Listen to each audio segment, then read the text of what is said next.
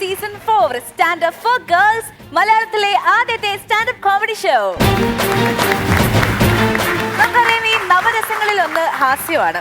ശൃംഗാരം, വീര്യം, രൗദ്രം, അത്ഭുതം, ഭയാനകം, ഭീപത്സം, ഇതിന്റെയൊക്കെ കൂടെ ഹാസ്യം കൂടെ ചേരുമ്പോഴാണ് നവരസങ്ങൾ കംപ്ലീറ്റ് ആവുന്നത്.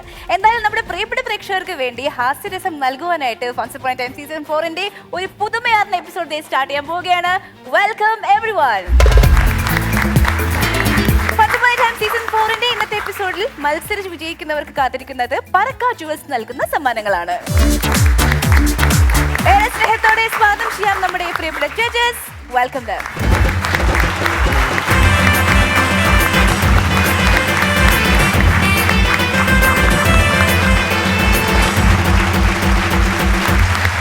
സാരി അതീവ സുന്ദരിയായിരിക്കുന്നില്ലേ? നന്നായിരിക്കുന്നു. അടിപൊളിയായിട്ടുണ്ട്. നീയും സുന്ദരിയായിരിക്കുന്നു. പക്ഷെ ഇതിനേക്കാളൊക്കെ സുന്ദരിയായിരിക്കുന്നത് ഇന്നത്തെ എപ്പിസോഡില് നേരത്തെ തന്നെ അണിഞ്ഞൊരുങ്ങി വന്ന് തട്ടമൊക്കെ ഇട്ടിരിക്കുകയാണ് നമ്മുടെ താത്ത. ഇന്ന് നേരത്തെ ആണല്ലോ. താത്ത പെട്ടെന്ന് അങ്ങ് മണവാട്ടിയെ പോലെ നാണിക്കല്ലേ താത്തേ? ശരിക്ക് നിനക്ക് ആരുടെ സൗന്ദര്യം കിട്ടിയെന്ന് ഞാൻ എപ്പോഴും ചിന്തിക്കുന്നുണ്ടെങ്കിലും താത്തയുടെ സൗന്ദര്യമാണ് നിനക്ക് കിട്ടിയിരിക്കുന്നത് ബന്ധുവായിട്ട്, അല്ലേ? അങ്ങനെ പറയാൻ പറ്റില്ല. അങ്ങനെ പറയാൻ പറ്റില്ല. നമ്മളൊന്നും ബ്യൂട്ടി പാർലറിൽ പോകാറില്ലല്ലേ.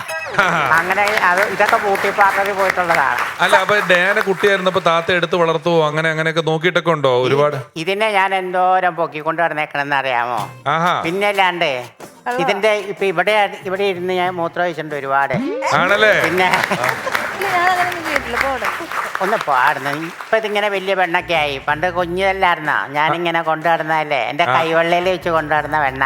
അതിന്റെ ഒരു ഉത്തരവാദിത്തോടുകൂടി എപ്പോഴും ഇവിടെ വന്ന് ഫുൾ ടൈം ഇരിക്കുന്നത് വരാറ്. ഇപ്പൊ പിന്നെ പറഞ്ഞല്ലോ, താത്തയാണ് ഇപ്പം എല്ലായിടത്തും വരാറ്, എന്റെ കാര്യങ്ങളൊക്കെ നോക്കാറ്. കാര്യങ്ങളൊന്നും നോക്കൂല, എന്റെ കാര്യങ്ങൾ അവള് നോക്കും. അതായി, അങ്ങനെയായി. അപ്പോ ഇത്ര കളർഫുൾ ആയിട്ടിരിക്കുന്ന പോലെ തന്നെ നമ്മുടെ ഇന്നത്തെ എപ്പിസോഡും കളർഫുൾ ആകാൻ പോവുകയാണ്. അപ്പൊ ജഡ്ജസിന് അങ്ങോട്ടേക്ക് ഇരിക്കാം പ്ലീസ്.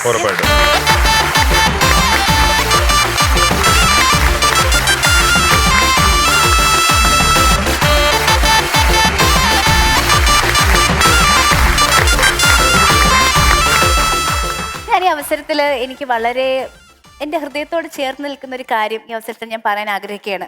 അതിപ്പോ ഞാൻ ഇപ്പൊ ഇൻട്രോയിൽ പറഞ്ഞല്ലോ, നവരസങ്ങളെ കുറിച്ചൊക്കെ പറഞ്ഞല്ലോ. ശരിക്കും പറഞ്ഞാല് എനിക്ക് എവിടെ നിന്നാണ് ഒരു കലാവാസനയും കലാബോധവും ഒക്കെ കിട്ടിയെന്ന് ചോദിച്ചു കഴിഞ്ഞാൽ ഞാൻ പറയും അതെന്റെ താത്താടെ നിന്നാണ്.